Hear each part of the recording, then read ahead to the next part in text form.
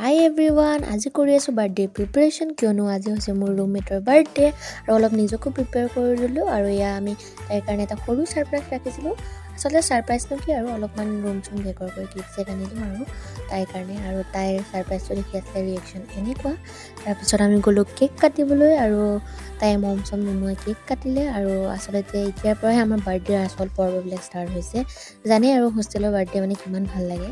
এয়া ৰাতি 1টা বজাত তাইক লৈ গ'লোঁ বাহিৰৰ অৱস্থা দেখিছে অলৰেডি।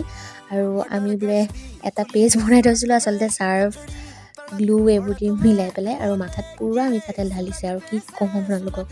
তাৰপিছত এই যিটো ঘোল প্ৰস্তুত কৰি থৈছিলোঁ এইটো সকলোৱে মিলি তাইৰ মাথাত ঢালি দিলোঁ।